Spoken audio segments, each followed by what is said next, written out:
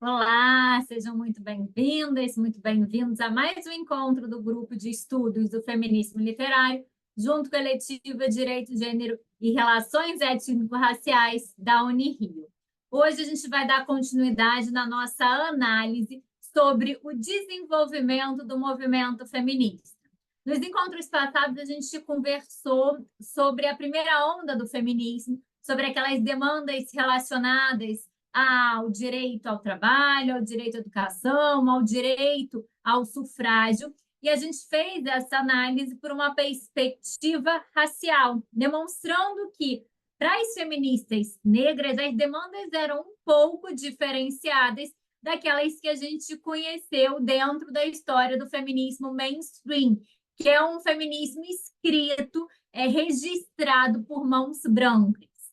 E aí, hoje, a gente vai continuar fazendo essa análise. Na verdade, a partir de hoje, a gente vai continuar fazendo essa análise do desenvolvimento histórico do movimento feminista, especificamente a partir da segunda onda desse movimento, que se desenvolveu nos Estados Unidos e na Europa a partir da década de 1960, 1970, quando a gente teve o desenvolvimento das chamadas revoluções sexuais, em que as principais demandas que ficaram conhecidas foram aquelas relacionadas ao direito ao próprio corpo e ao direito a uma vida livre de violência, principalmente da violência sexual, e aí questões também relacionadas ao direito, ao combate à violência doméstica e familiar também vieram à tona nesse momento. Eu selecionei aqui para a gente começar essa conversa analisando como é que foram esses debates dentro da revolução sexual para as mulheres negras, partindo do livro que a gente já conversou aqui, da Bell Hooks. Então, o feminismo é para todo mundo. A gente vai fazer a leitura aqui de alguns capítulos em específico, e confesso para vocês que a gente vai fazer aqui a leitura de um dos capítulos desse livro que eu mais gosto, que é o capítulo 15, em que ela vai falar sobre a política sexual feminista. Então, a gente tem aqui dois alunos que vão fazer essa apresentação, não é isso? Yasmin e Marcele? Meninas, vocês vão querer apresentar slide, não é isso? Isso, professora. E a Patrícia. É você e Patrícia. Eu falei Marcele, então deve ser do próximo, né? Cadê Patrícia? Patrícia já está aí? Tá, sim. Oi, tô sim. Patrícia, você vai conseguir ligar a câmera? Eu vou dando o slide, vai ficar um pouco complicado de ligar a câmera, mas se conseguir, eu posso ligar no final. Não tem coisa. Quando você for falar, seria bom de você ligar, mas se não conseguir, não tem problema, não. Pode fazer a exibição do slide.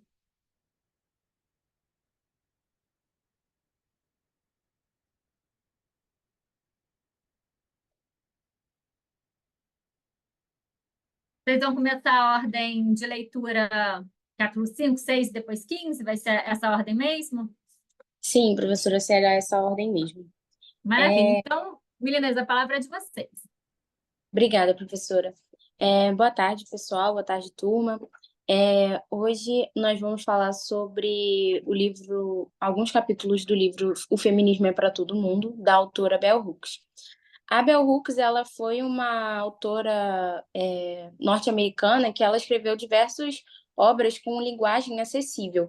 Ela nasceu num contexto de segregação racial e numa família de domínio patriarcal.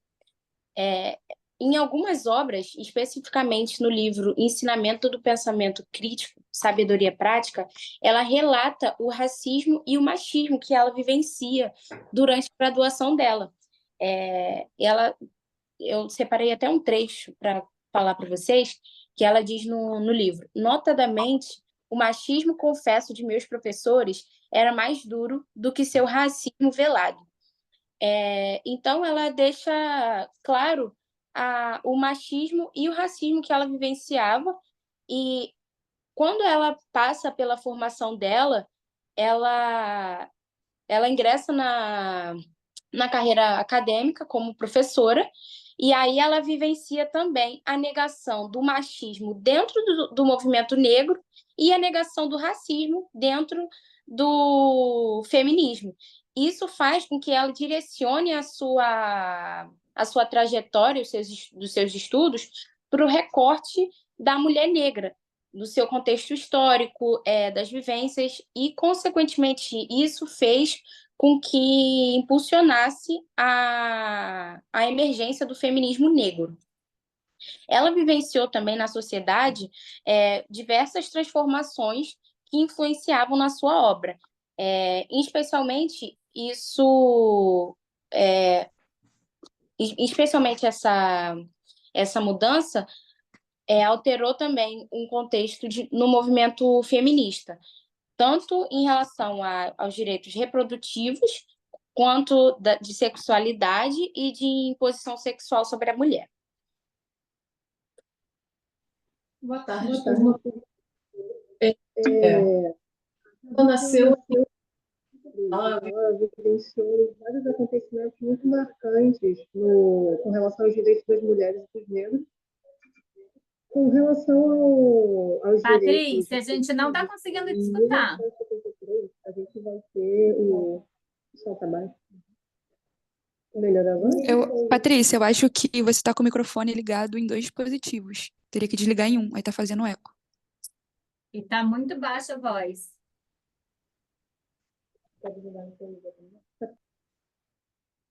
Quer ficar com o meu aí, que aí tu fica na câmera também? Porque elas vão reclamar.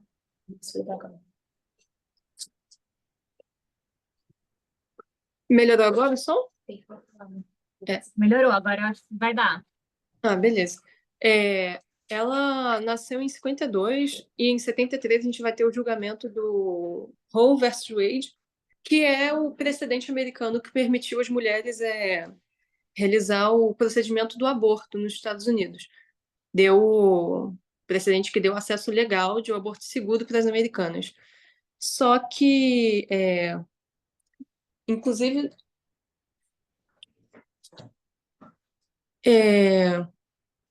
peraí, só um instante.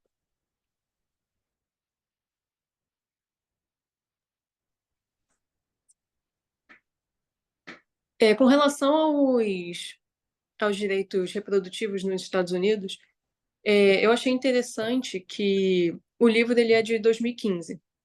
E como a Hux ela comenta no capítulo 5, com relação aos direitos reprodutivos, apesar da conquista em 1973, e também da pílula, que a gente vai falar mais adiante depois, a questão do aborto, ela sofreu diversos ataques de várias naturezas diferentes desde que esse direito foi conquistado. Aí eu busquei uma linha do tempo sobre tudo o que havia acontecido até então e eu marquei alguns anos em específico que tiveram alguns acontecimentos em especial. Mas já na década de 90 até os anos 2000, a gente teve diversos políticos contra o aborto, políticos mais conservadores contra os direitos das mulheres sendo eleitos. A gente teve também vários casos de agressão a médicos, a enfermeiros, enfim, profissionais da saúde que estavam envolvidos no procedimento de aborto. As clínicas sofreram muitos ataques. E eu encontrei essa linha do tempo no site do Planejamento Familiar. Em 2009, a gente teve o assassinato de um médico, seguido em 2010 de vários políticos sendo eleitos, vencendo as eleições para o Congresso, e, consequentemente, várias leis sendo passadas, dificultando o acesso, várias leis restringindo, criando cada vez mais condições, algumas sem sentido, outras até válidas, mas a maioria visando simplesmente barrar o acesso. E isso é muito grave, porque, como a gente vai falar melhor no capítulo 5, o acesso ao aborto ele é um direito muito primordial para garantir que os direitos das mulheres, especialmente das mais pobres, das mais necessitadas, mais vulneráveis, seja garantido. Em 2011, a gente vai ter 92 leis sendo aprovadas. Em 2012, mais 43, inclusive leis prevendo punições para trabalhadores da área da saúde que trabalham justamente com esse acesso ao aborto. E outro evento marcante que eu achei muito importante expor também, que parece ter sido emblemático, foi o House Bill 2 do Texas, que basicamente foi um ato normativo estadual do Texas que fez mais da metade das clínicas de aborto no Texas fecharem. E vários estados, especialmente do sul dos Estados Unidos, acabaram seguindo nesse sentido. Isso tudo é o panorama em que a autora ela vivenciou e presenciou, que levou ela a escrever o livro. Yasmin, pode continuar. Antes de vocês seguir, antes de vocês mudarem o slide, deixa eu fazer aqui algumas observações específicas sobre essa linha do tempo, para a gente aprofundar um pouco mais o debate. A gente está falando aqui, década de 1970, de um momento em que as demandas pelo direito à autonomia corporal da mulher estavam no seu auge. A gente está falando aqui do auge dos debates pelo direito da mulher ao próprio corpo. E aí, em 73, depois de muitas manifestações realizadas por vários movimentos feministas, a Suprema Corte norte-americana ela precisou se debruçar especificamente sobre a questão do aborto. E, no caso Roe versus Wade, o que a Suprema Corte especificamente determinou foi o seguinte: olha, o direito ao aborto é um direito constitucional decorrente do direito à privacidade. Então, o catálogo de direitos e garantias fundamentais, que a gente chama de Bill of Rights dos Estados Unidos, tem lá um artigo que fala sobre direito à privacidade. E a interpretação feita pela Suprema Corte, à época, por pressão social também, foi de que o direito ao aborto ele estava ali, era um desdobramento do direito à privacidade. E esse ponto é um ponto muito importante para a gente. Mas aí observa o seguinte: em 1973, se determinou a constitucionalidade do direito ao aborto, se determinou que o aborto era condicional, mas um dos pontos que a Bell Hooks vai trazer aqui, em dois capítulos específicos do texto dela, é que não adianta apenas eu garantir o direito ao aborto se eu não garanto políticas públicas de aborto. Ou seja, se eu não garanto políticas públicas que garantam o aborto legal e seguro para uma camada de população. Porque enquanto a mulher branca, rica, consegue fazer um aborto seguro em uma clínica paga, mulheres pobres não conseguem. Mulheres pobres acabam se valendo de abortos inseguros pela falta de financiamento estatal aos locais, ao sistema de saúde que realize o procedimento abortivo. E aí é importante que a gente lembre que os Estados Unidos não é um sistema não é um país que tem um sistema universal de saúde, não é um país que tem um SUS, não tem um sistema público de saúde. E aí, apesar de se ter essa decisão em 73, posteriormente a essa decisão, várias outras foram determinadas, várias outras foram tomadas, retirando o financiamento público. Isso é um ponto importante para a gente. Em 1973, não foi determinado um momento dentro do qual o aborto seria considerado legal. Isso veio ocorrer em uma outra decisão, em 1992, que é a decisão Planned Parenthood contra Casey. Nessa decisão de 1992, foi revista a decisão Roe versus Wade para delimitar aqui um lapso temporal. Nessa decisão, se determinou que o Estado ele não poderia proibir o aborto que ocorresse até o momento em que a vida do feto fora do útero não fosse viável. E aí se determinou aqui 23 semanas, se não me engano, foram 23 semanas. Então, o direito ao aborto da mulher nos Estados Unidos, ele era tutelado até a 23ª semana. A partir desse momento, se considerava que o feto ele já era viável fora do útero da mulher, e aí a gente não teria mais o direito ao aborto, porque haveria uma colisão direta entre o término da gravidez e a viabilidade do feto. A gente pode trazer críticas a essa decisão com relação à autonomia da mulher, que haveria ali, após esse período, uma violação da autonomia da mulher, mas houve ali um remanejamento ali da decisão com determinação de tempo específico, período, lapso temporal específico, e como a Patrícia falou, se continuou tendo restrição do financiamento público. No governo do Trump, foi retirado todo e qualquer financiamento público para as clínicas de aborto. E aí a gente chega no caso que a Patrícia trouxe, que é o caso Dobbs versus Jackson Women's Health Organization, que foi movido pelo estado de Mississippi, em que foi realmente retirada a proteção constitucional do direito ao aborto. Durante todo o governo do Trump, o que ele fez foi indicar ministros para a Suprema Corte mais conservadores e que tinham como bandeira, que tinham a bandeira anti-aborto. E aí, com essa nova configuração da Suprema Corte norte-americana, se vocês não lembram ou não sabem, a Suprema Corte, os Estados Unidos, eles são... os Estados Unidos é um sistema pautado na common law, ou seja, um sistema pautado na lógica dos precedentes. E aí houve a derrubada do precedente anterior, dizendo o seguinte: olha, não está escrito no texto constitucional que a mulher tem direito ao aborto, e o direito ao aborto não é um derivado do direito à privacidade. Então, olha, não existe proteção constitucional ao direito ao aborto e os estados podem regular essa matéria da forma como bem entenderem. E aí a previsão foi, após essa decisão, que mais da metade dos Estados Unidos começaram a trazer a criminalização do aborto. Por isso que essa decisão ela foi considerada um retrocesso muito grande para o movimento feminista. Não é que o direito ao aborto foi proibido, mas o direito ao aborto ele passou a ser tutelado pelos estados. E aí muitos dos estados criaram legislações que não eram protetivas aos direitos sexuais e reprodutivos das mulheres, especialmente no que se refere ao direito ao aborto.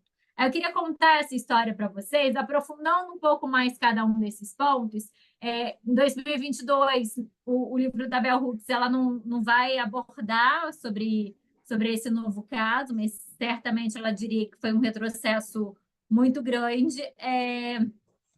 E eu queria que vocês tivessem conhecimento, porque se falou muito dessa decisão de 2022, mas nem todo mundo entendeu o que efetivamente a decisão fez. A decisão ela fez uma releitura do Pacto Federativo, dizendo, olha, não, direito ao aborto não está na Constituição, cabe aos estados regulamentar. Nos Estados Unidos, a gente tem um federalismo que ele é muito pautado nas competências, na ampliação das competências estaduais. Tranquilo. Compreenderam esse ponto? Você está me escutando bem, né? Sim, professora. Ok. Maravilha. Yasmin, você que vai continuar? Vocês querem fazer vocês querem fazer alguma consideração? Não, justamente a gente iria falar mesmo, realmente, que em 2022 a gente tem esse retrocesso, né, da suspensão do precedente, e aí a gente fez essa lógica justamente porque a gente construiu, né, a nossa introdução com base na carreira da Hooks e verificou que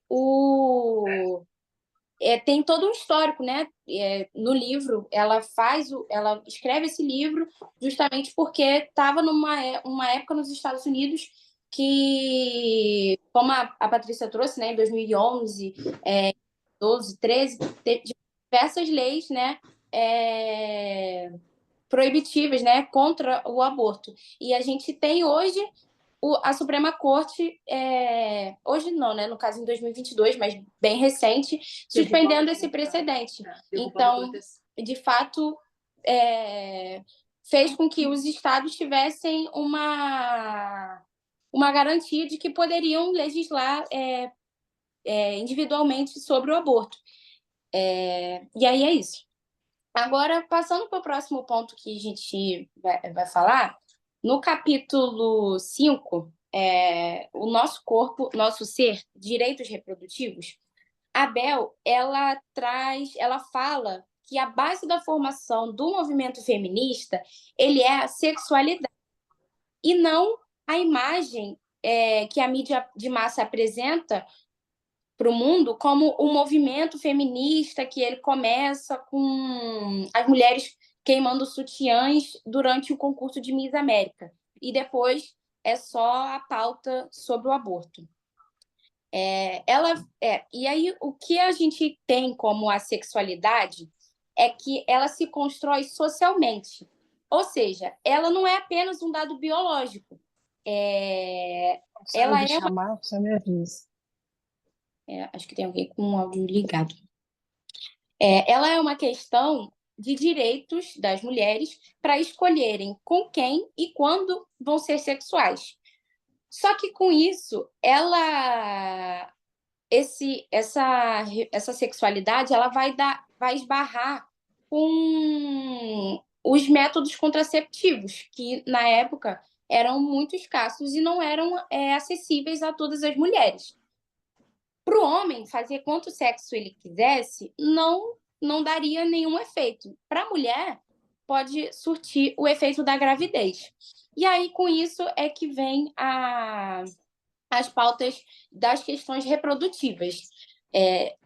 Tanto a educação básica, o controle pré-natal, a medicina preventiva e o aborto. Só que, dentre todas essas, o que mais se destacou foi o aborto, porque algumas mulheres elas entendiam que era mais fácil deixar o sexo acontecer e depois cuidar tardiamente com o aborto. Outras não, achavam que poderiam ser controladas antes. E é importante ressaltar que nessa época foi quando foi desenvolvida as pílulas anticoncepcionais. E aí é muito interessante que ela até relata dentro do texto uma experiência pessoal, que as pílulas anticoncepcionais foram desenvolvidas quando ela estava no fim da adolescência. E aí ela diz que ela preferia, né, ter o acesso à pílula anticoncepcional e não para o aborto. Mas ela ressalta que isso era uma questão de escolha. E isso era a importância ali para ela. Porque a defesa do aborto é para qualquer mulher ter o direito de escolha, e não necessariamente para que ela própria quisesse abortar. E aí, só que com isso, com essa defesa do aborto, o movimento feminista ele é reduzido somente pelo aborto. Por quê? Ele vai desafiar o pensamento cristão fundamentalista.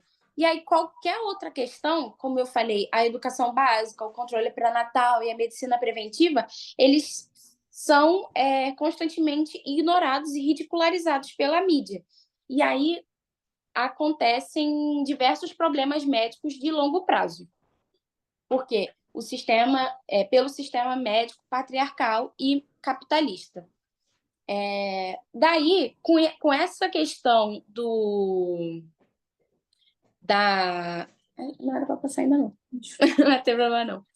Com essa questão, o movimento ele volta para o contexto dos anos iniciais de luta.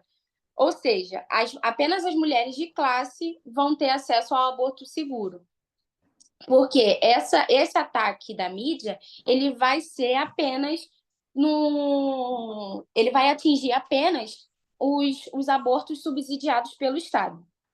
Ao final do capítulo, ela defende que o direito de escolha ele é o auge da liberdade reprodutiva. E aí esbarra, né, com a questão que eu comentei, da questão do aborto, de defender o direito ao aborto, mas não necessariamente para si própria. E sim porque o aborto, as pílulas e todos os métodos contraceptivos, eles vão ser um direito da mulher para poder escolher, dependendo do contexto. É interessante que no final do capítulo ela ressalta que, por exemplo, uma mulher que está aos seus 40 anos, qual vai ser o melhor método para ela? Vai ser uma esterectomia? Vai ser um aborto? Isso vai ser um direito de escolha dela, para ela verificar o que cabe para ela dentro da perspectiva que ela se encontra. E aí, o movimento anti-escolha, ele é fundamentalmente antifeminista. Por quê? Ele deixa de ser fiel às políticas feministas, já que as políticas feministas elas são pró-escolha e pautado necessariamente numa contínua discussão sobre a variedade das questões ligadas aos direitos reprodutivos. Então, essa discussão ela vai ser a base do comprometimento para manter os direitos reprodutivos como uma realidade para todas as mulheres. Já no capítulo 6, ela discorre sobre a beleza por dentro e por fora. Ela traz uma reflexão sobre como a luta feminista ela influencia na modificação da indústria da visualização da mulher, tanto pela imagem interior quanto na imagem exterior. Especialmente em relação à própria imagem. Com isso, ela traz o auto-ódio, os distúrbios alimentares, o envelhecimento, como a mídia traz essa noção de beleza para a gente. No auge do movimento feminista, no âmbito vestuário, a gente tem o desfruto das calças, dos sapatos baixos, e com isso a gente tem uma liberdade de escolher o que vestir, se a gente vai usar ou não maquiagem, e ela discorre que as mulheres aprendem a ver o natural como belo, como amável, que não é necessário incremento, a menos que a mulher escolha isso. Hoje eu quero me maquiar, hoje eu quero usar salto, hoje eu quero usar um vestido. Isso vai ser, novamente, uma escolha. Como eu falei anteriormente, o movimento ele vai ser pautado primordialmente na questão da escolha. Só que a indústria, né, capitalista, ela vai temer ali, né, ela faz uma intervenção, né, no movimento, financiando campanha, banalizando esse movimento, né, de escolha, trazendo uma imagem da mulher como das feministas, associando como uma mulher grande, feia, hipermasculina ou simples. Então, isso faz com que, dentro do próprio movimento, as mulheres critiquem outras mulheres que optem por usar maquiagem, usar salto, ou se valorizar com base na noção de beleza que a mídia traz. E isso fica bem contra, né, o que o próprio movimento traz, que é a escolha. Daí, essa mudança no mundo da moda, ela desencadeia uma análise da obsessão da mulher pela autoimagem. Essa questão ela passa também pelo sistema de saúde. Por quê? Mesmo que ignorada, tem uma crescente pauta do feminismo em relação à saúde, e isso até ultrapassa, né, na questão apenas da feminista. Ela coloca que a saúde ela é um dos poucos espaços que a luta feminista reúne o apoio em massa das mulheres, mesmo elas estando ou não comprometidas com a política feminista. E aí, essa pauta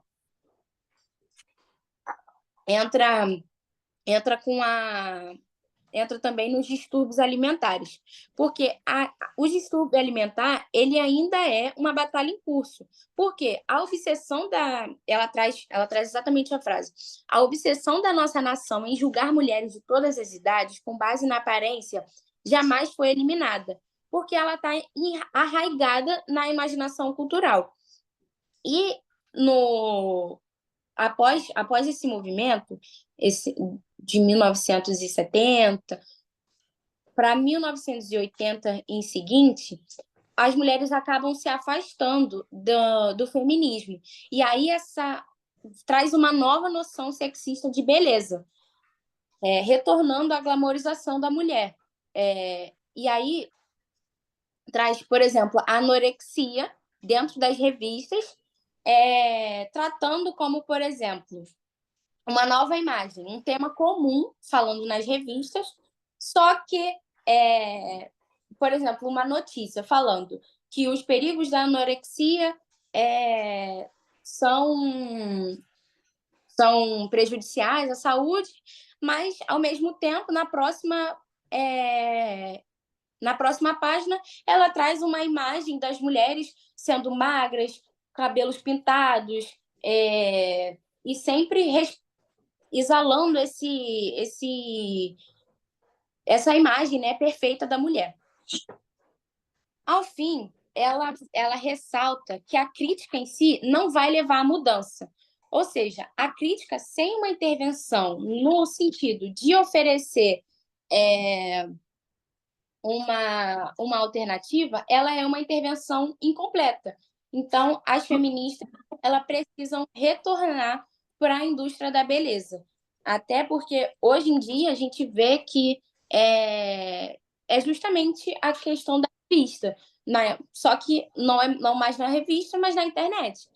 Nós vemos um movimento de mulheres que falam que você tem que se amar do jeito que você é, só que fazem procedimentos autoestéticos no rosto, no corpo, completamente para mudar e sempre estão se adaptando à imagem de mulher perfeita que a mídia impõe.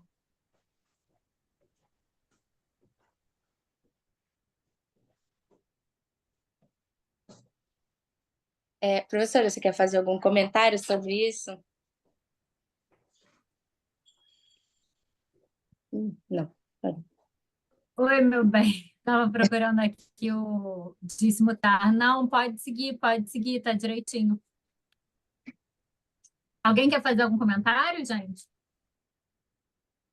Eu posso, professora? Lógico. Quem quer?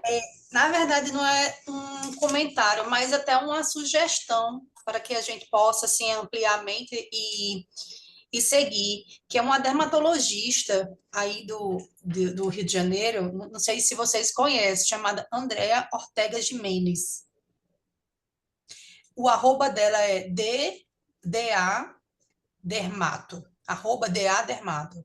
Ela traz, professora, uma reflexão e debates quentíssimos sobre a indústria farmacêutica, né, essa indústria capitalista e machista, patriarcal.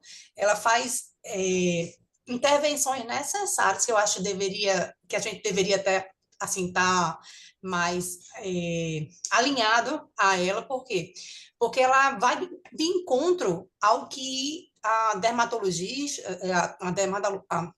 dermatologia e a medicina fazem, né? Que é esconder da gente determinadas situações como essa que a gente acabou de ter acesso, e ela traz bastante esse debate para desconstruir uma ideia que foi construída através do capitalismo, do machismo, do patriarcado. Enfim, eu acho que vale a pena a gente segui-la, se vocês tiverem interesse. Ela fala bastante sobre a indústria farmacêutica e enfim, esses debates feministas. Ela é a única dermatologista feminista que eu conheço nas redes sociais. Amanda, coloca aqui para gente alguns exemplos de postagem dela para a gente assistir depois no chat. Tá bom. Inclusive, tem alguns. Eu gosto também de dar uma olhada nos comentários das postagens dela, que algumas pessoas, alguns médicos dizem, poxa, você está indo contra a medicina, né? Você está indo contra o que o mercado pede. Como é que você tem coragem de fazer isso e tal? E eu inclusive, como uma fã dela, né? Vou lá e coloco, nossa, ter uma dermatologista feminista é luxo, né? Então, assim, eu acho que seria interessante a gente dar uma olhadinha. Eu vou colocar aqui depois no chat para vocês darem uma olhada depois, tá bom?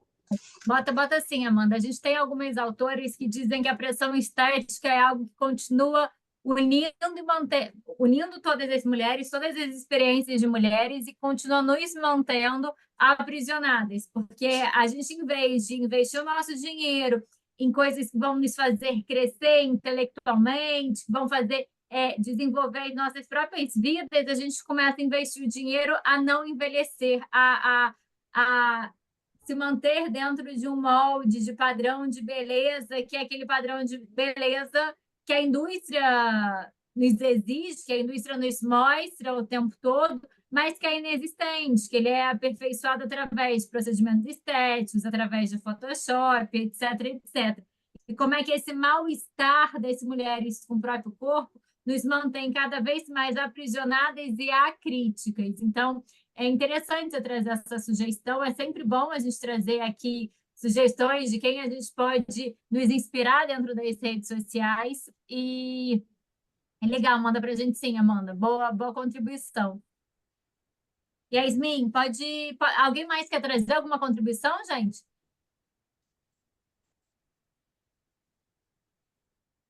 Yasmin, pode seguir. Oi, professora. Agora eu vou continuar com o capítulo 15. O capítulo 15, ele se chama Uma Política Sexual Feminista, uma ética de liberdade mútua. A Bell Hooks, ela começa o capítulo dando voltando com o capítulo 5, porque ela volta a falar um pouco sobre os direitos reprodutivos. Ela começa falando sobre como a grande maioria das mulheres, especialmente as mais velhas, que viveram uma época antes do acesso à pílula, antes do acesso ao aborto, antes de diversos direitos que as mulheres, as feministas, conseguiram conquistar, elas não conseguiram viver isso. E a verdade é que a liberdade sexual feminina, ela necessita de um controle de natalidade confiável e seguro. Isso é, ela precisa que exista um acesso aos direitos reprodutivos da mulher, como o acesso a, enfim, métodos contraceptivos, ao aborto. E não só isso, mais do que isso, ele precisa que as mulheres desenvolvam um bom relacionamento consigo mesmas e com o próprio corpo, ou seja, que elas deixem de ter uma visão sexista das relações, do mundo, de si mesmas. Ela volta a falar sobre no início dos anos 60, dos anos 70, e fala sobre como a questão da sexualidade começou a mudar. Com a vinda da pílula e também com o direito, enfim, melhor acesso aos direitos reprodutivos, tais quais o aborto, fez com que tivesse toda uma revolução sexual, que todos nós já ouvimos sobre, só que isso se confundiu um pouco com a promiscuidade, como se a feminina fosse sinônimo justamente de ser mais livre nesse sentido. E as militantes feministas, elas começaram a discutir sobre isso, sobre será que você está exercendo a sua liberdade sexual ao se relacionar com um homem? Será que... Opa, acho que alguém está com o microfone ligado. Será que todas nós deveríamos, por exemplo, ter relações sexuais com mulheres? Enfim, muitas discussões acerca da liberdade sexual feminina começaram a surgir. Ela comenta, inclusive, das lésbicas radicais que acusavam as mulheres hétero de trair o movimento. E, sintetizando, basicamente, esse recorte que ela faz, esse recorte temporal que ela faz para analisar todas as discussões que foram feitas nesse período, A questão toda é que a sexualidade estava ligada ao poder. E a igualdade sexual, os desejos, enfim, a paixão sexual, estava muito ligada a dinâmicas de poder. E aí continuou esse debate, e a Bell Hooks ela também comenta sobre como as feministas mais velhas eventualmente acabaram pendendo para um lado, digamos, pouco positivo com relação ao sexo, começaram a ser, inclusive, pautar pelo celibato, ser bem antissexo. E a Bell Hooks ela traz aqui nesse capítulo um chamado para que se tenha uma visão, uma discussão mais holística sobre a liberdade sexual feminina. Ela traz o elemento do acesso aos direitos reprodutivos. Ela remonta ao capítulo 5 e 6. Ela também fala sobre o relacionamento das mulheres consigo próprias, com o próprio corpo, com a própria sexualidade. E que partir, por um lado, da promiscuidade não é sinônimo de libertação, muito pelo contrário, porque a libertação sexual feminina se trata da afirmação dos desejos da mulher, independente se vem de um lugar de desejo ou de um lugar de falta de desejo. Ela também comenta, isso muito brevemente, sobre a pornografia patriarcal e como ela influencia as mulheres a justamente serem mais promíscuas, que é muito conveniente que a libertação sexual feminina esteja ligada justamente a elas quererem ter relações com homens, a quererem ter mais relações de maneira pouco criteriosa, enfim. E que os homens, o patriarcado, ele se aproveita disso.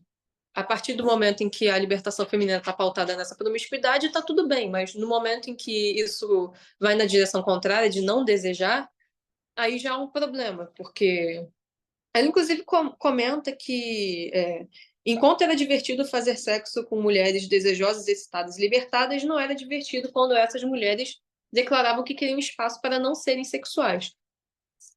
E aí tem esse paradigma sexista com relação ao domínio do próprio corpo feminino, e que a libertação sexual feminina ela só vai acontecer a partir do momento em que houver uma verdadeira mudança com relação à maneira como a sexualidade como um todo, não só pelas mulheres, mas também pelos homens, mudar. E que a verdade é que a libertação sexual feminina se trata de as mulheres não estarem sujeitas às vontades sociais patriarcais e masculinas, quando o desejo feminino, seja positivo ou negativo, puder ser afirmado. Tem outra citação aqui que eu gostei muito, que as mulheres somente seriam verdadeiramente livres sexualmente quando chegássemos a um lugar no qual pudéssemos nos perceber protagonistas com valor, a despeito de sermos ou não objetos de desejo dos homens. Ela remonta aí também ao capítulo 6 de novo, porque fala sobre o desejo feminino de ser objeto sexual, ser objeto de desejo sexual masculino. Eu não sei se vocês já ouviram essa fala, mas o homem deseja a mulher e a mulher deseja ser desejada pelo homem. É exatamente disso que a Bell Hooks está falando. Ela está dizendo que isso também não é liberdade sexual feminina. Se o seu desejo está pautado no desejo do outro, do homem, então a gente ainda não chegou lá, a gente ainda não chegou na libertação de fato do gênero feminino. E é basicamente isso, ela prega por uma nova revolução, muito no aspecto mais introspectivo da coisa, cultural, e que só assim a gente vai alcançar uma verdadeira igualdade entre homens e mulheres. As políticas femininas são o único caminho para a justiça social, justamente para garantir que as mulheres elas possam, independente de gênero, raça ou orientação sexual, expressar a sexualidade de maneira livre e autônoma, seja querendo ou não querendo, sem estar justamente sujeita, seja dentro da sua própria cabeça, em querer ser um objeto de desejo, ou seja, justamente se sujeitando aos desejos masculinos. E é isso. Yasmin, você quer comentar mais alguma coisa? Acho que é isso. Na verdade, a gente vê que o que a Bell traz é que o feminismo ele é pautado na escolha. Então, agora a gente tem que avançar na discussão do como o feminismo deve retornar para a sociedade, já que ela traz que não está mais frequente. Então, o feminismo deve retornar com uma nova revolução para expressar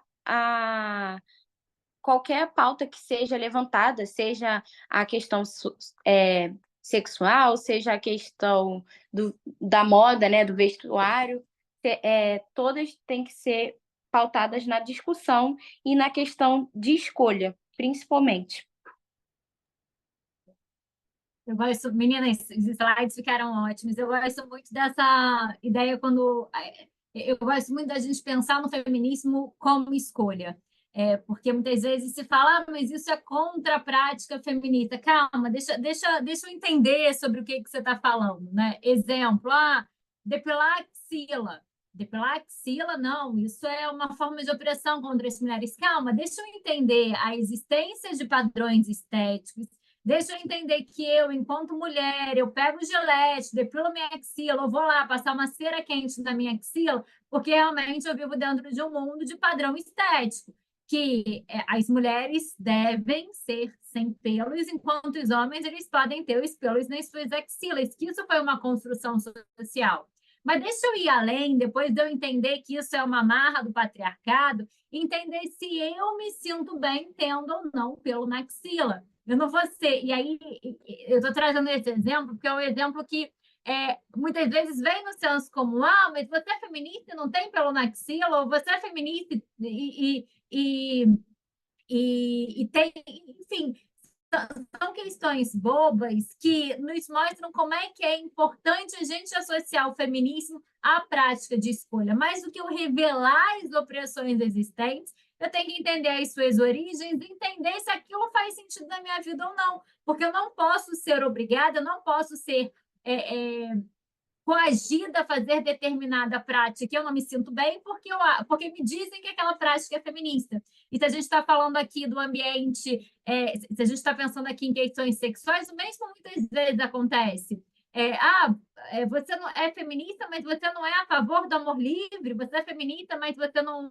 Muitas vezes tem homens que falam isso, você não defende aí a liberação sexual, mas você não quer transar comigo? Não, porque não é sobre isso que o feminismo está pregando. O feminismo está me mostrando que eu tenho opções e que eu posso escolher com quem, quando me relacionar sexualmente.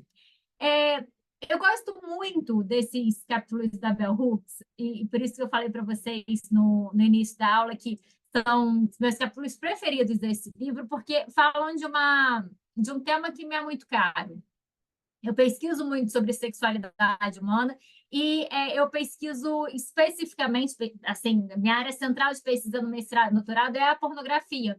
E ela traz aqui a questão da pornografia também, que eu quero abordar com vocês daqui a pouquinho. Mas esses capítulos em especial, eles me mostram, me revelam que o tema do aborto, apesar de ser um tema central, e apesar de ser um tema que atinge todas as mulheres de alguma forma, porque direta ou indiretamente as mulheres podem ter que se deparar com essa questão em algum momento da vida, se tiverem uma gravidez indesejada, o tema do aborto ele não era o único e nem o principal, o mais importante dos temas que atingem todas as mulheres. E aí a Bell Hooks ela fala isso para a gente lá no capítulo 5º. Ela fala, olha, gente, se a gente pensasse numa política feminista por direitos reprodutivos mais amplo, eu ia observar que tinham demandas que são que são tão relevantes quanto, mas que não desafiavam o pensamento cristão tradicionalista como o aborto. E aí eu vou pensar aqui na questão das esterilizações, que daqui a pouquinho, no nosso próximo encontro, a gente vai conversar sobre o texto da Angela Davis, que vai falar sobre a questão das esterilizações forçadas, em que as mulheres negras nos Estados Unidos eram submetidas, e como é que se teve um genocídio que foi silenciado com relação à liberdade reprodutiva de mulheres negras, que submeteram a práticas de esterilização compulsória, contrária à sua vontade, que eram financiadas pelo governo. Então, como é que seria mais interessante se a gente se unisse para abordar todas as questões, para a gente abordar acesso, conhecimento, acesso, distribuição de pílulas anticoncepcionais, se a gente pensasse na questão da educação sexual nas escolas, como é que a gente tem uma ampla variedade de questões que podem ser abordadas, que podem unir multidões, mas que acabam sendo esquecidas e silenciadas em prol de uma bandeira que não é a bandeira, não que ela não seja importante, é extremamente importante, a gente está enfrentando ela agora nesse momento aqui no nosso país para entender se o aborto ele vai deixar de ser criminalizado ou se vai permanecer sendo criminalizado nos termos do Código Penal brasileiro, mas não é a única das questões e sozinha ela não supre toda a problemática dos direitos sexuais e reprodutivos. A gente precisa pensar em políticas públicas que abarquem a proteção dos direitos sexuais e reprodutivos das mulheres em todas as suas vertentes.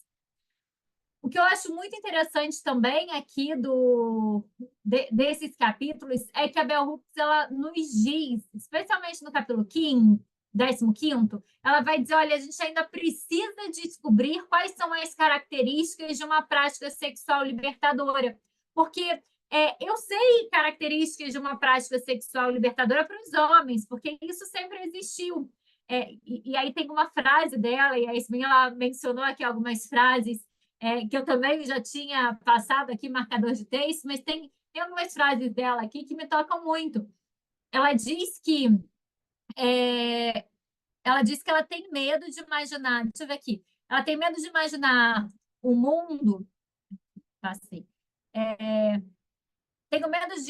tenho medo só de imaginar um mundo em que toda vez que uma mulher for sexual, ela corre o risco de engravidar. De imaginar um mundo em que os homens querem sexo e as mulheres temem sexo. Porque é esse mundo que a gente ainda tem. É esse mundo que as mulheres, quando se deparam com uma gravidez indesejada, se deparam, se encontram. Então, pensar que em como criar essa prática sexual libertadora para as mulheres é algo muito importante. E as políticas feministas elas vão conseguir revelar isso. As políticas e os diálogos feministas vão conseguir encontrar essa prática sexual que seja libertadora. Tem um outro ponto aqui que eu também acho essencial quando a Bell Hooks ela traz para a gente. Eu vou ler aqui duas frases, duas citações dela. Ela fala o seguinte, olha, enquanto os homens devem se desapegar do pressuposto de que a sexualidade feminina existe para servir e satisfazer suas necessidades, várias mulheres também devem se desapegar da fixação pela penetração. Segunda citação. Até que todos os homens parem de acreditar que alguém, além deles mesmos, devem responder às suas necessidades sexuais, a exigência por parceiras sexuais subordinadas continuará. Então, observa o seguinte, gente, isso é um ponto que desafia diretamente a virilidade masculina. A virilidade é um componente essencial da masculinidade. Então, os homens, desde pequeno, eles são ensinados que eles precisam ser másculos, que eles precisam ser viris. E a virilidade, ela tem aqui duas conotações. Quando eu falo de virilidade, eu vou pensar em virilidade como um atributo masculino relacionado à agressividade. O homem viril ele é agressivo. E eu vou pensar na virilidade relacionada à ideia do pênis ereto. Então, o homem viril é aquele que mantém a sua penetração, é aquele que consegue manter a sua penetração, consegue manter a sua ereção. Aquela lógica do imbrochável. O homem viril é aquele que não brocha. E isso perpetua a vida dos homens ao longo do tempo. A iconografia do que é ser homem vem através disso. Tanto é que homens, quando não conseguem manter a ereção, homens, quando brocham, eles não conseguem lidar com essa própria realidade. É aquela famosa frase: não, mas é a primeira vez que isso aconteceu comigo. Por quê? Porque jamais aconteceu isso comigo antes. Que isso? A minha masculinidade, ela realmente existe. Porque existe uma fixação muito forte na questão da penetração. Como se a sexualidade masculina se resumisse à penetração e como se uma relação sexual ela precisasse ter um pênis ereto. Então, a Bell Hooks ela vai trazer aqui para a gente a ideia de que a sexualidade feminina e masculina também precisam ser revistas. E um outro ponto importante é a gente parar de usar aquela iconografia de que os homens precisam das mulheres para se satisfazerem sexualmente. Eu trabalho muito com a questão da pornografia, gente. Eu tenho postado muitos vídeos nas minhas redes sociais pessoais com relação a esse tema e com relação aos impactos que o pornô causa, não só na vida das mulheres, mas na vida dos homens também. E muitas vezes, quando eu vou falar de pornografia, quando eu falo de um processo de abstinência da pornografia para as pessoas que têm vício em pornografia, muito do que eu escuto é: mas calma aí, eu não tenho namorada. E aí, como é que eu vou fazer se eu vou fazer abstinência na pornografia? O que eu faço, né? Olha como é que a pergunta ela é equivocada, passa de um pressuposto equivocado. Você não ter namorada ou você ter namorada não é uma garantia que você vai ter uma relação sexual. Por isso que, durante muito tempo, não era reconhecida a existência de estupro dentro de relacionamento conjugal. Porque a partir do momento em que eu estou em um relacionamento, um homem e uma mulher estão em um relacionamento, se presume que há um contrato ali ilimitado de acesso do corpo da mulher. E que essa mulher ela deve satisfazer todas as necessidades sexuais desse homem. Então, a Bell Hooks ela vem trazendo reflexões aqui para a gente, no sentido de que, não, calma aí, a eventual necessidade sexual masculina tem que ser suprida pelo próprio homem. E aí, se eu tenho uma relação a dois, isso é um complemento. Mas a mulher ela não tem que prover essas necessidades sexuais. Então, acho que aqui ela traz reflexões que são reflexões muito, muito pertinentes e muito atuais com relação à análise da nossa própria sexualidade. E um outro, vocês querem fazer alguma? Eu tô falando bastante porque é um tema que realmente me chama muita atenção. Vocês querem fazer alguma colocação? Alguém quer fazer alguma contribuição? Queria só falar, você falou no início da questão do aborto, né? E isso me chamou muita atenção também no texto, porque ela traz, logo no início do capítulo 5, a questão do feminismo não ser pautado em si, basicamente, só no aborto. Ele traz outras questões, que é a sexualidade. Principalmente, o feminismo, ela traz que o feminismo surgiu principalmente com base na sexualidade. E a mídia, ela traz uma imagem que o feminismo ele é pautado apenas no aborto. E não é. E isso me chamou muita atenção, ela trazer logo de cara no início do capítulo essa questão.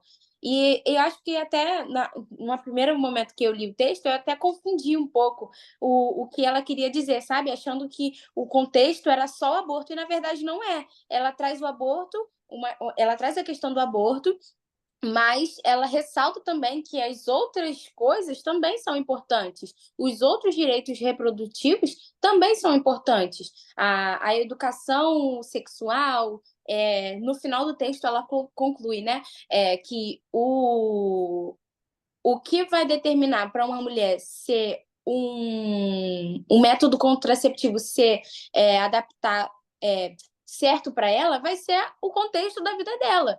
Hoje, por exemplo, eu tendo 21 anos, o que é melhor para mim? Uma pílula? Um DIU? Uma injeção, né? Hoje em dia nós temos diversos métodos contraceptivos, pode ser como é que fala? Esterectomia, pode ser. Isso vai depender da minha escolha, sabe? E isso é muito importante. Eu acho que isso que ela traz é muito importante, porque a pauta feminista é muito reduzida pela mídia como apenas o aborto. Eu estava tentando entrar aqui enquanto você estava falando, para lembrar um slogan da Organização da Empresa Nem Morta, que tem um perfil desse no Instagram chamado da Empresa Nem Morta, que faz, que traz aqui palavras-chave com relação à questão do aborto. E eles falam muito que a gente precisa de educação sexual para a gente conhecer o nosso próprio corpo, a gente precisa de acesso a contraceptivos para a gente não engravidar, e a métodos contraceptivos para a gente não engravidar, e o direito ao aborto pelo direito de escolher. Então, o direito ao aborto ele não vem sozinho. E o texto da Bell Hooks, justamente capítulo 5º, por isso que é um capítulo que eu gosto muito, porque foi um capítulo muito de descoberta para mim. Quando eu li esse livro, eu li esse livro acho que tem uns 10 anos, pela primeira vez. E quando eu li, eu também fiquei assim, meu Deus, mas é isso mesmo, porque a ideia que a mídia de massa traz para a gente é isso, os feministas querem um direito ao aborto. E o que a Bell Hooks ela vai trazer para a gente é o seguinte, olha, a gente errou enquanto movimento a partir do momento em que a gente não conseguiu se unir em torno de questões que são questões que poderiam abranger uma multidão de pessoas. A gente sabe que o direito ao aborto é um tema controvertido, essencial, mas controvertido. Por que a gente não foi ressoar a questão da educação sexual? Por que a gente não foi ressoar a questão dos anticoncepcionais e de outros direitos sexuais e reprodutivos que levam aqui uma divergência menor com relação a setores mais tradicionais? Então, ela começa demonstrando para a gente que questões catalisadoras do movimento feminista relacionadas à sexualidade poderiam ser utilizadas, mas que não foram abafadas pela mídia, que é uma mídia patriarcal, com o objetivo central de desmoralizar todo o movimento feminista. Então, isso eu acho que é uma questão muito, muito chave do texto dela, de demonstrar como é que a sexualidade, como é que a conquista ou a garantia da sexualidade da mulher perpassa por outras questões que não é apenas a questão do direito ao aborto. Professora, outra questão também que me instigou bastante foi que tanto no capítulo 5 quanto no capítulo 6, ela traz um avanço, né, da luta feminista e depois ela traz um retrocesso. Tanto na luta de direitos reprodutivos, quanto na luta da autoimagem, né? Da moda e tudo mais. Porque hoje ela faz a comparação, ela faz uma linha histórica, né? Dos 2 capítulos. Do quanto as mulheres estavam conquistando e depois um retrocesso na questão reprodutiva e na questão da moda. A Patrícia quer falar, peraí.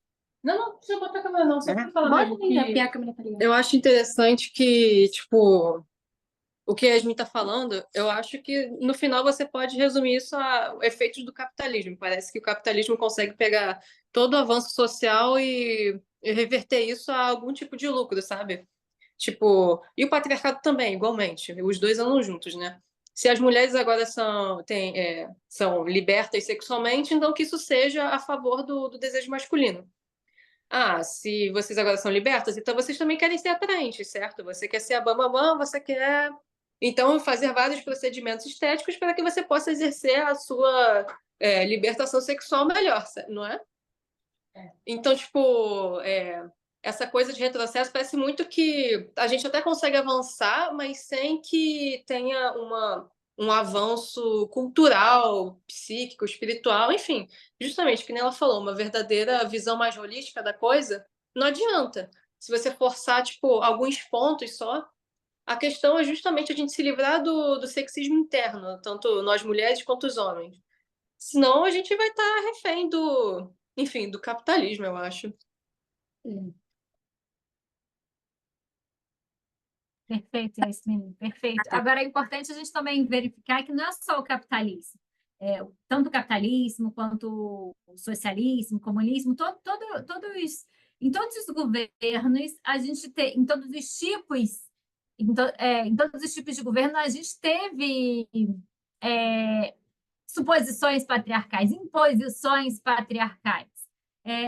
O que é interessante a gente observar, gente, é que a gente tem sempre um movimento contínuo de avanços e de retrocessos. Porque sempre que o movimento ele avança, isso não é só exclusivo do feminismo, não, isso é exclusivo de qualquer movimento social. Sempre que a gente tem um avanço muito forte em determinadas pautas sociais que vão romper com o status quo de quem está no poder, vão desafiar o status quo colocado, em um momento seguinte eu tenho um retrocesso conservador muito forte. E a gente vê isso o tempo todo. Então, se teve nos Estados Unidos, por exemplo, se teve ali na década de 60, 70, muitas conquistas pelos direitos sexuais das mulheres, a própria decisão do Roe versus Wade pelo direito ao aborto, teve muitas conquistas do movimento negro. Na década de 1980, vem com o governo Reagan e diversos outros parlamentares conservadores que vão no sentido contrário. Vão tentar trazer novamente bandeiras da família tradicional estadunidense, de bandeiras anti-aborto, bandeira pró-família, bandeira anti-LGBTQIA+, anteriormente, bandeira anti-movimento gay e lésbico. Então, a gente vai ter sempre esse movimento de fluxo e contrafluxo. E aí, quando a gente vai analisar a nossa realidade ela vem um tanto quanto atrasada. E aí a gente já falou isso lá no encontro anterior. A gente tem aqui um desenvolvimento da segunda onda do movimento feminista, não nas décadas de 60 e 70. O Brasil e os países da América Latina, nesse período, estavam vivendo ditaduras militares. Então, não se chegava aqui, a gente tinha uma vedação da liberdade de expressão e essas questões elas não ressoavam de forma tão forte no nosso país. Essas questões elas vão voltar a ser introduzidas pós o processo de redemocratização. Eu quero trazer 2 comentários aqui para a gente. Eu quero comentar com vocês sobre o histórico do aborto aqui no Brasil, já que a gente está falando de aborto nesse momento. E eu quero também abordar a questão da pornografia e da autonomia no corpo da mulher, quando a gente está falando de trabalho sexual. Mas antes eu quero saber se mais alguém quer trazer uma contribuição sobre isso que a gente está falando.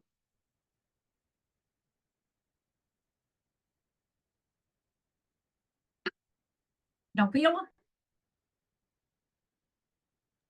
Sim, prof. Muito bem. Já que a gente está no tema do aborto, vamos falar aqui um pouco sobre o direito ao aborto no Brasil. Gente, meninas, eu acho que vocês podem tirar os slides. Tá bom, professora. O que acontece, gente?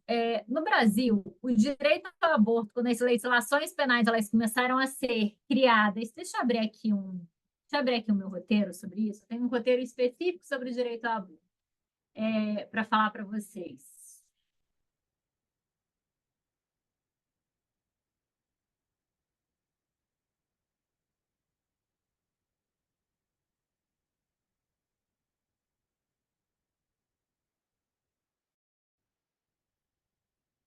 Aí eu trago os dados específicos para vocês conhecerem.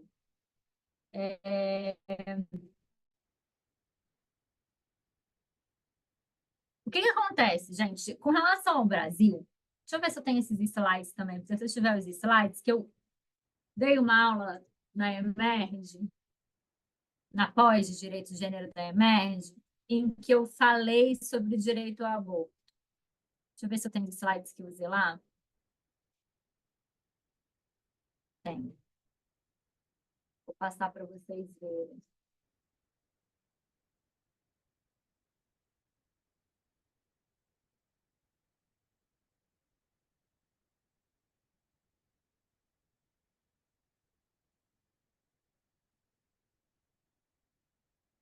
Vocês estão conseguindo ver? Então, Sim, professora. maravilha. Olha só, gente. O Brasil está ao lado dos países do mundo com as legislações mais rígidas sobre o aborto. O Código Penal de 1940, que é o Código Penal que a gente tem em vigor até hoje, ele foi o terceiro código criado no Brasil após a independência. Na verdade, ele foi o terceiro código criado, foi o terceiro código penal criado no Brasil, efetivamente. Então, é o Código Penal que a gente tem em vigor há mais tempo até hoje. Como é que o aborto ele era tutelado? Após a independência do Brasil, em 1822, eu tinha a aplicação das chamadas ordenações filipinas. Não sei se vocês se lembram dessas ordenações, que eram ordenações portuguesas, eram legislações portuguesas, que regeram questões civis, morais, criminais, até pouco tempo depois da independência. E essas ordenações, elas não falavam sobre o aborto, não tinha nada aplicado especificamente com relação ao aborto. Mas a prática abortiva ela poderia ser considerada homicídio, em razão de se considerar, na época, por uma visão católica predominante, de que o feto tinha alma.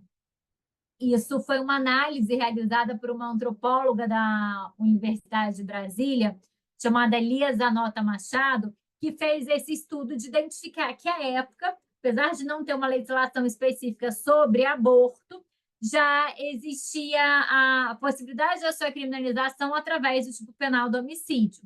Vai dizer que a Igreja Católica entendia que isso só acontecia após o terceiro mês de gravidez, e após 1869 foi que a Igreja começou a determinar que isso ocorre já desde a concepção. Então, somente os casos, na época, no Brasil, somente casos de gravidez muito avançada chegavam à justiça. E eram muito poucos casos. E aí a criminalização era através da figura do homicídio. O primeiro Código Penal que a gente tem criado é o Código Penal de 1830, na época do Império. E aí o aborto ele só foi expressamente criminalizado no Brasil nesse período imperial. A previsão penal era da punição de pessoas que auxiliaram no abortamento. Então, quem ajudasse uma grávida a abortar, com o consentimento da grávida, poderia ser preso de 1 a 5 anos. Se não tivesse consentimento da grávida, a pena seria duplicada.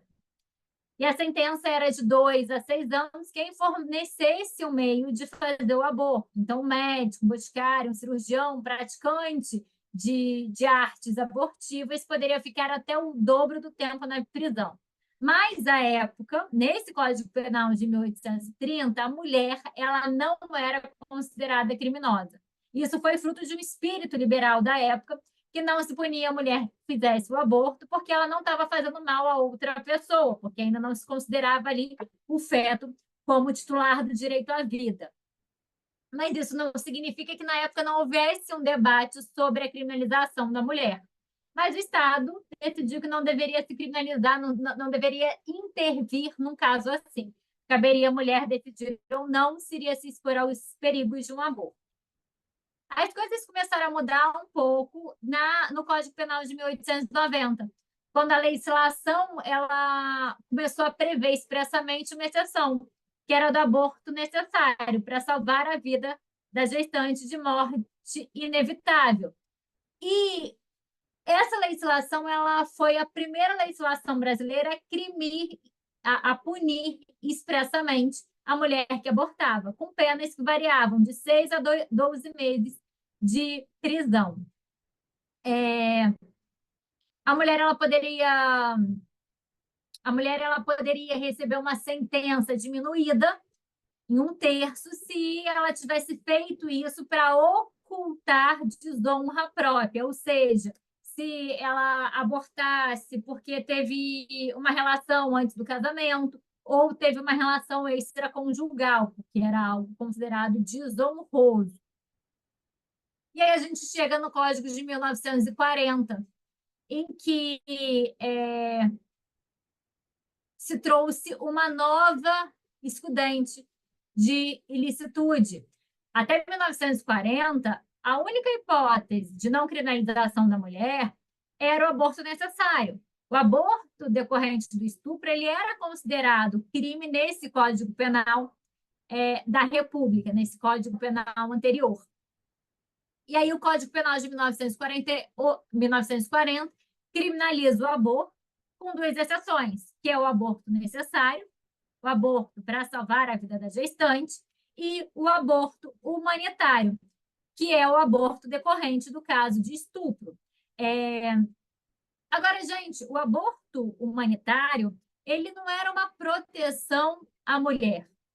A descriminalização do aborto em caso de estupro, ele foi realizado para satisfazer os desejos de uma sociedade conservadora que era patriarcal, entendido como uma forma de proteger a honra masculina. Não era pela proteção da honra da mulher, mas era a proteção do pai ou do marido daquela filha, irmã, mulher que foi estuprada. Então, era para a proteção da honra desses homens. Porque se uma mulher fosse deflorada, à época, isso manchava a honra de toda a família. O estupro ele não era visto como uma forma de violência contra a mulher, mas como uma forma de violência contra a sua família. Tanto que a lei previa que se o estuprador se casasse com a vítima, o estuprador não era punido, porque o dano tinha sido reparado. E isso, gente, Weissmann vigorou no Brasil até 2005. Ok, a gente chega, e aí deixa eu ver se o slide seguinte, a gente chega na Constituinte, a gente chega em 1987, momento de redemocratização do Brasil, e nesse momento houve uma forte influência dos movimentos por justiça social dentro da Constituinte para a criação do texto constitucional, implementando as demandas desses movimentos. E o movimento feminista não esteve fora.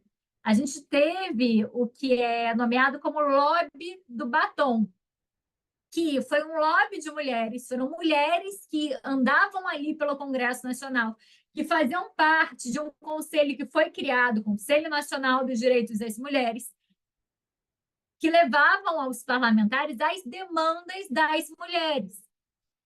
E esse lobby ele foi tão forte que ele conseguiu implementar 85% das demandas das mulheres dentro do texto constitucional. Então, licença maternidade, licença paternidade, viver uma vida livre de violência, tudo isso foi igualdade entre homens e mulheres, então, igualdade formal perante a lei. Tudo isso foi decorrência da atuação do chamado lobby do batom. Duas demandas desse movimento não entraram no texto constitucional. A primeira demanda foi o direito ao aborto, a segunda demanda foi o reconhecimento do trabalho doméstico, das trabalhadoras domésticas, que depois veio em forma de PEC, proposta de emenda à Constituição. O direito ao aborto ele foi levantado durante o debate da Constituinte, mas foi tirado de pauta de forma estratégica por esse mesmo movimento. Porque as mulheres elas começaram a observar o seguinte, olha, existe muito mais gente querendo a criminalização do direito ao aborto do que a sua legalização. Então, se a gente continuar pressionando os constituintes a se colocar no texto constitucional o direito ao aborto, o risco que a gente corre é de se constitucionalizar a vedação ao direito ao aborto, o que faria um retrocesso para a conquista dos direitos sexuais e reprodutivos das mulheres. Então, as mulheres deram um passo atrás, falaram, vamos deixar para fazer esse debate posteriormente. Então, na Constituinte de 88, o medo do retrocesso fez com que a demanda pelo direito ao aborto não fosse levada à frente. Gente, eu coloquei aqui uma sugestão de documentário que eu acho que vocês podem gostar bastante, que está disponível no Google Play, na Globoplay, que é o Lobby do Batom. É um documentário realizado pelas mulheres que fizeram parte desse Lobby do Batom, que hoje são senhoras, mas que permanecem super ativistas e que tiveram muita influência. Então, vocês conseguem ter, por esse documentário, informação viva do que aconteceu naquela época. E aí, pós-redemocratização, a gente começa a ter esse debate sendo trazido às instituições jurídicas. O legislativo, ele tem muito mais, desde a redemocratização, deixa eu reformular, desde a redemocratização, o poder legislativo ele tem muito mais proposta por criminalizar e em aumentar a criminalização do aborto, criminalizar completamente ou aumentar a rigidez dessa criminalização, do que propostas pela descriminalização do aborto. Então, o movimento feminista entendeu, olha, já vi que pelo legislativo a nossa demanda não vai sair. Eu vou, então, pressionar o Poder Judiciário. O Poder Judiciário, desde a redemocratização, ele começa a caminhar, 10 anos depois da redemocratização, porque os primeiros 10 anos do Poder Judiciário, especialmente do Supremo Tribunal Federal, foram anos de freio ao avanço democrático. A gente tem uma chamada jurisprudência defensiva do Supremo, que foi freando a efetiva democratização, porque observa que quem se manteve como ministro da Suprema Corte, quem se manteve como ministros do Supremo Tribunal Federal foram os ministros que eram ministros durante a ditadura militar. Ninguém muda de cabeça de uma hora para o outro. Agora eu estou no regime ditatorial, agora eu estou no regime democrático. Não. Esses ministros que permaneceram, eles tinham visões que eram visões um pouco ultrapassadas. Então, foram freando um pouco a onda democrática, digamos assim. Então, depois de 10 anos, vamos colocar assim, depois de 2010, a gente começa a observar uma feição do Supremo Tribunal Federal muito voltado à judicialização do direito do ativismo judicial, de sanar ali demandas que vinham de grupos minoritários. E aí a gente começa a observar, desde 2012, demandas sendo levadas referentes ao direito ao aborto. Em 2012, a gente teve o julgamento da DPF número 54, de relatoria do ministro Marco Aurélio, em que se determinou a inclusão como uma das excludentes de licitude o aborto do feto anencefálico, que aí tem discussão se é aborto, se é interrupção da gravidez, enfim, mas a gente tem essa excludente também de licitude. E aí a gente permanece tendo discussões entre criminalização e descriminalização do aborto, maior criminalização vindo pelo legislador, propostas de descriminalização vindo pelo Poder Judiciário. E aí a gente teve um habeas corpus que eu coloquei aqui, que foi o habeas corpus 124.306. Esse habeas corpus específico, ele trazia... foi julgado pela primeira turma do Supremo Tribunal Federal. Ele entendia pela não criminalização dos médicos que realizaram um procedimento abortivo. Então, é um precedente aqui de um entendimento não do pleno do Supremo, mas de uma turma específica. O Supremo ele tem 2 turmas. Uma turma específica que entendia pela descriminalização do aborto, no caso, os médicos que estavam presos pelo procedimento abortivo, eles tiveram seu habeas corpus concedido, e, posteriormente, a DPF 442, que é uma DPF que quer a descriminalização do aborto até a 12ª semana. Verificando aqui, o objetivo dessa ação é verificar a adequação e a compatibilidade dos artigos 124 e 126 do Código Penal de 1940 com a Constituição Federal de 88, ou seja, essa legislação penal ela está de acordo com o que o texto constitucional determina. E aí, o pedido dessa DPF é se determinar que esses artigos não foram recepcionados e que existe um direito constitucional das mulheres à interrupção da gestação e dos profissionais de saúde de realizarem o procedimento desde que haja o consentimento das mulheres. Essa ação ela foi proposta em 2017 pelo Instituto Anis e pelo PSOL, que propõe que as mulheres que fizerem aborto em gestações até a 12ª semana não deveriam enfrentar processos criminais. A primeira a votar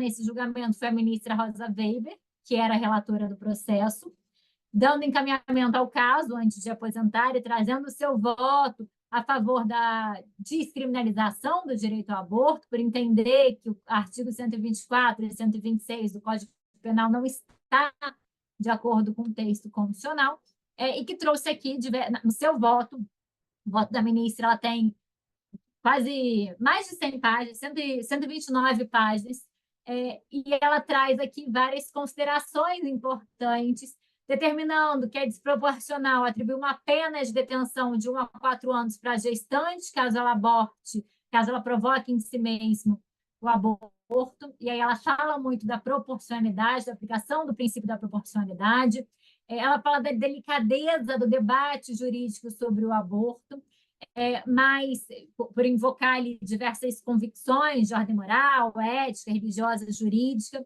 mas que a criminalização do aborto voluntário seria uma sanção à mulher e ao profissional da medicina, versando sobre questões de direito que precisam ser enfrentadas pelo Poder Judiciário, e que a falta de consenso sobre o momento do início da vida, mais que isso, gente, do início da tutela jurídica do direito à vida é um fato notório, tanto na ciência, quanto na filosofia, quanto na religião e na ética, mas que o argumento do direito à vida desde a concepção como fundamento para a proibição total da interrupção da gestação não encontra suporte jurídico no desenho constitucional brasileiro.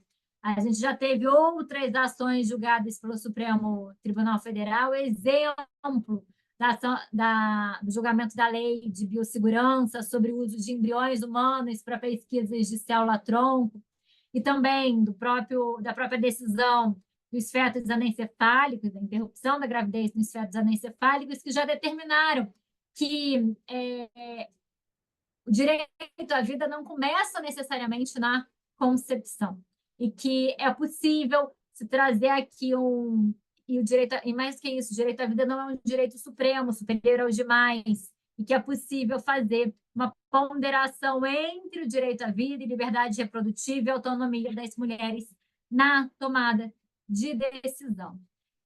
Ela traz vários pontos aqui muito relevantes dentro desse julgamento. E aí, por que eu estou trazendo esse histórico aqui para a gente agora? Para a gente entender que é uma questão que está em pauta e que precisa ser analisada para a satisfação dos direitos sexuais e reprodutivos das mulheres, mas que a gente também fique atento que não pode ser visto como a única e exclusiva questão enfrentada pelas mulheres no Brasil com relação aos seus direitos sexuais e reprodutivos. Então, a gente pensar aqui sobre a necessidade de criação de políticas públicas de educação sexual, a gente pensar aqui em ampliação do acesso aos métodos contraceptivos e criação também de métodos contraceptivos que não sejam apenas ao corpo da mulher. Se vocês não sabem, a gente tem hoje, a OMS ela reconhece que nós temos, se não me engano, são mais de 20 métodos contraceptivos, sendo que desses 20 métodos contraceptivos, apenas 2 são voltados aos homens. Todos os outros fazem intervenção ao corpo da mulher, o que passa a mensagem de que é obrigação da mulher se prevenir contra a gravidez indesejada, e que o homem não tem papel nisso. A gente precisa pensar também na ampliação desses métodos contraceptivos e a aplicação da responsabilidade também para os homens. A gente tem que pensar aqui na questão das cesarianas desnecessárias, da violência obstétrica, que é muito forte no Brasil. Então, existem diversas outras demandas que a gente precisa levantar também para a satisfação dos nossos direitos. Tranquilo? Vou parar aqui de Gostaram dessas informações, de conhecer essas informações? Ou vocês já conheciam essas informações? Legal, que bom, gente. Estão escrevendo aqui no chat para mim, para vocês estão se comunicando comigo. Muito bem. Um outro ponto do texto da Bell Hooks que eu queria trazer para vocês, para a gente fechar. Vocês querem fazer alguma colocação com relação a isso, gente? Professora, eu gostaria. Eu gostaria só que, se possível, não sei se a senhora se lembra dos votos dos ministros do Supremo, que ainda foi em 2008, sobre a questão das células tronco embrionárias. E eu me lembro que estava muito assim, estava todo muito na expectativa, porque isso ia reverberar em vários outros setores, como a questão do aborto também, né? Porque se falava muito sobre quantos dias, né, já se concebia uma vida, será que é a partir de 14 dias, 17 dias, não sei o quê, até a eu não sei se alguma coisa lá da medicina que estipulava um prazo, mas aí outras pessoas defendiam outros prazos, e até o próprio Supremo entendia outro prazo, enfim. Se a senhora puder falar um pouco mais, se lembrar, porque eu sei que já faz um bom tempo, mas eu me lembro que eu estava iniciando a faculdade nessa época e estava super envolvida com essa questão. Eu tenho um artigo em que eu abordei isso. Deixa eu ver se eu... Não é esse. A gente tem 5 correntes no ordenamento jurídico brasileiro que vai... Na verdade, a gente tem 5 correntes que falam sobre o início da tutela jurídica do aborto. Eu não vou lembrar agora especificamente todas elas. Eu vou tentar rememorar algumas, mas vocês podem pesquisar isso também. A gente tem uma corrente que é a corrente da concepção, que é a corrente que determina que a vida se inicia no momento da concepção. No momento em que o óvulo ele encontra o na verdade, no momento em que o espermatozoide encontra o óvulo, a partir dali eu tenho uma vida em potencial. Então, a partir dali, deve-se ter a tutela do direito à vida, que é a corrente sustentada pela Igreja Católica e pelos conservadores. E aí, isso era justamente a questão que foi levantada na análise da lei de biossegurança, porque se esse é o momento da tutela do direito à vida, então eu não poderia fazer pesquisa com célula tronco embrionário, porque eu tenho aqui a junção do óvulo e do espermatozoide só aqui in vitro. Eu tenho uma segunda corrente, que é a corrente, se eu não me engano, é a corrente da anidação, que fala que não adianta só eu ter o espermatozoide lá no óvulo, eu preciso que esse óvulo ele se migre e fixe dentro do útero. Eu posso estar falando alguma besteira genética aqui, mas é isso. Depois que eu tenho aqui a concepção, eu tenho um caminhar desse óvulo para que ele seja fixado e que a gravidez possa seguir, para ele não ser ejetado, né? Liberado pelo corpo em forma de menstruação. Então, essa outra corrente, isso eu posso estar confundindo também os nomes da corrente, tá? Mas, se eu não me engano, essa corrente é da nidação,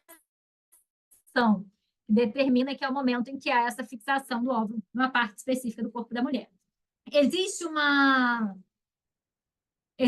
outra corrente que vai fixar ali um outro prazo, que vai determinar que o prazo é a partir da 12ª semana, que é algo que a gente escuta bastante. 12ª, 16ª, mas 12ª semana, por quê? É na 12ª semana em que eu tenho a formação do tubo neural. E eu acho que essa é a corrente que faz muito sentido para o ordenamento jurídico brasileiro, porque no Brasil a gente determina que o final da vida ocorre com a morte encefálica. Então, se a vida termina com a morte encefálica, a vida inicia, a tutela jurídica da vida inicia com a formação do tubo encefálico. Seria algo que faria lógica para o desenho que a gente faz no nosso ordenamento jurídico. Não estou dizendo que isso deve ser a corrente adotada pela questão do aborto, tá, gente? Mas estou dizendo que, dentro da lógica do que é tutelado juridicamente como vida durante todo durante fase final da nossa vida, seria o que faria sentido fixar como momento, como lápis temporal de início de vida. Falei de 3 correntes, né? Outra corrente que eu lembro, vai ficar faltando uma. Eu sei que são 5 correntes principais. A outra corrente que eu lembro é a corrente natalícia. Então, é o nascimento com vida. A parte do nascimento com vida, ou seja, a parte da primeira troca oxicarbônica, primeiro momento em que o feto ele respira ali, eu tenho a tutela do direito à vida. Mas, gente, aqui eu estou trazendo para vocês conhecerem algumas correntes com relação ao início da tutela do direito à vida. Perdão.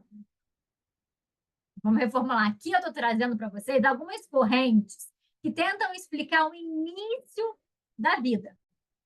A partir de quando eu conto o início da vida humana. Mas o que importa para a gente especificamente, enquanto juristas, não é o momento em que a vida se inicia propriamente dito. Talvez isso seja algo que os cientistas nunca vão entrar em consenso. Mas o que para a gente, enquanto jurista, importa é o momento a partir do qual a vida humana passa a ter relevância em termos jurídicos. Então, eu não preciso saber necessariamente quando a vida se formou. Se eu tenho ali, só no embrião e no espermatozoide, vida em si, em potencial. Mas o que eu preciso saber é a partir do momento em que essa vida vai interessar para o ordenamento jurídico. Por isso que eu não preciso... Essas discussões sobre o início da vida não é tão relevante para a gente. O que é relevante para a gente é saber quando o ordenamento jurídico deve interferir e reconhecer o direito a essa vida. Era isso que você queria saber, Amanda? Isso, doutora, mas eu acho que isso implica diretamente na questão, por exemplo, do direito ao aborto. Porque se a gente define já o início da vida, né, e coloca isso, sedimenta isso a título ou de lei, enfim, a gente já consegue determinar um ponto para que o aborto seja realmente relevante. A discussão, na verdade, seja relevante, porque se, digamos assim, 10 dias, se até 10 dias após a anidação, digamos assim, não existia vida. Então, a gente não pode estar questionando o aborto nesses 10 dias, né? Essa discussão, porque se não existe vida, não existiria a necessidade, né? Enfim. Basicamente isso. E a questão também, porque assim, eu me lembro que na época eu estudei assim, que o feto, ou a criança, né, quando ela nascia, aliás, ela nascia, respirava e morria. Já era uma implicação sucessória. É diferente da implicação de ela nascer sem vida, né, sem respirar, dar o último respiro, né? Enfim, então, eu acho que essas questões são bem relevantes mesmo para essa questão do aborto ser até a gente poder, assim, descartar debates que deveriam ser desnecessários a partir dessa definição. A gente utiliza a corrente natalista hoje em dia, Amanda. Tanto eu acho que tem algumas questões que o nosso ordenamento jurídico com relação ao direito à vida ele não enfrenta propriamente. E são questões muito conservadoras. Quando a gente está pensando aqui na questão do direito ao aborto, a questão central não é o direito à vida do feto, nunca foi. A preocupação nunca foi essa e continua não sendo. A preocupação aqui central é a tutela do corpo da mulher. Porque se a gente tem uma preocupação com a vida do feto, efetivamente dito, não faria sentido no ordenamento jurídico brasileiro o feto nascer e ele não ter direito a registros de nascimento quando ele não faz essa troca oxicarbônica. Eu fui descobrir isso quando uma colega minha, ela foi ter um parto do segundo filho, e o filho ele nasceu natimorto, ou seja, o filho nasceu sem vida, não fez essa troca, a primeira troca oxicarbônica. E ela não teve direito a registrar a criança, fazer o registro da certidão de nascimento da criança. Por quê? Porque eu tenho tutela da vida do feto Nunca houve tutela da vida do feto. O ordenamento jurídico nunca tutelou a vida do feto. Agora, é importante para os conservadores dizerem que essa tutela existe para que o corpo da mulher seja tutelado. Porque se para eles realmente fosse importante o direito à vida do feto, então eu tinha a certidão de nascimento desde o momento em que o feto existe, desde o momento em que o feto foi concebido.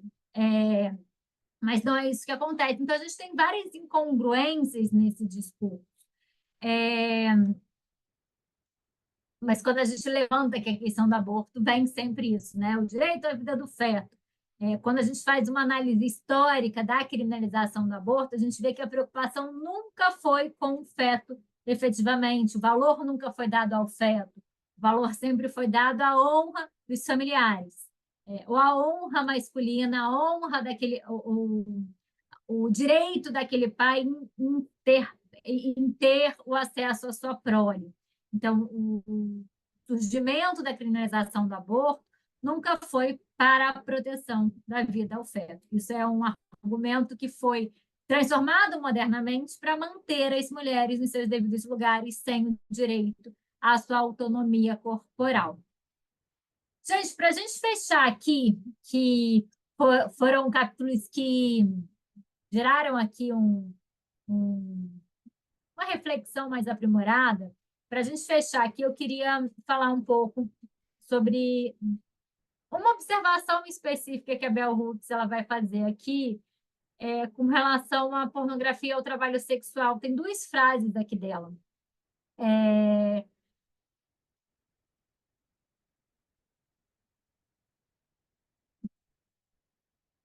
Na verdade, um ponto aqui específico. Ela fala o seguinte, olha, muitas vezes, profissionais do sexo e mulheres no dia a dia sustentam a troca livre de sua buceta por bens ou serviços como um indicativo de que são livres. Elas se recusam a reconhecer o fato de que quando uma mulher se prostitui porque não consegue satisfazer suas necessidades materiais de outra forma, ela arrisca perder o espaço da integridade sexual em que controla o seu corpo. Estou lendo aqui Literis, tá, gente? Daqui a própria Bell Hooks, ela escreve. Observe o seguinte, a gente tem debates feministas muito fortes sobre o trabalho sexual, sobre a regulamentação ou não da pornografia e da prostituição. Acho que a gente precisa entender e partir do pressuposto que, independente de qual seja a análise dessas correntes, a questão da vulnerabilidade das mulheres que exercem essa forma de trabalho está presente. A grande, a esmagadora maioria de mulheres que estão na pornografia e na prostituição estão exercendo essa forma de trabalho porque elas não encontram outros meios de prover suas necessidades materiais mais básicas. Então, eu tenho aqui uma falta de liberdade de oportunidades, existe uma falta de escolha. E quando eu tenho ausência de escolha, eu não consigo falar em liberdade. Então, liberdade é quando eu posso escolher, é quando eu tenho opções. Se eu não tenho opções, eu não tenho liberdade propriamente dito. Então, não foi liberdade da mulher escolher ali, foram condições da vida que a colocaram ali. E aí é importante que a gente entenda que tanto pornografia quanto prostituição só existem dentro de uma sociedade que é patriarcal. Regulamentar, tutelar a pornografia e prostituição só é possível dentro de sociedades patriarcais, em que o corpo da mulher pode ser usufruído para finalidades comerciais. Se a gente pensa na construção de uma sociedade feminista, a gente não poderia, a gente não conseguiria, eu estou falando em teoria, porque a gente não vive em uma sociedade feminista, mas se eu tivesse a criação de um Estado feminista, não seria concebível falar em políticas públicas para regular essa área. E aí eu gosto muito dessa análise da Bell Hooks, porque é uma análise que falta muito aos movimentos que clamam pela regulamentação desse tipo de trabalho. Não estou dizendo que não se deve regulamentar a prostituição no Brasil. Acho que, pela nossa realidade, ela deve ser, sim, regulamentada. Mas é preciso que a gente entenda que essa regulamentação vai ser feita dentro de moldes de sociedade patriarcal. Porque a sua concepção enquanto fenômeno só é possível porque a gente entende que o corpo da mulher pode ser comercializado. Tranquilo. Foi. Na semana que vem, a gente vai conversar ainda, a gente vai continuar conversando sobre essa segunda onda do movimento feminista, sobre demandas pelos direitos sexuais e reprodutivos das mulheres. Adorei ter vocês aqui presentes. Vou finalizar a nossa gravação. Quero continuar conversando com quem está aqui online nesse momento comigo. Ok?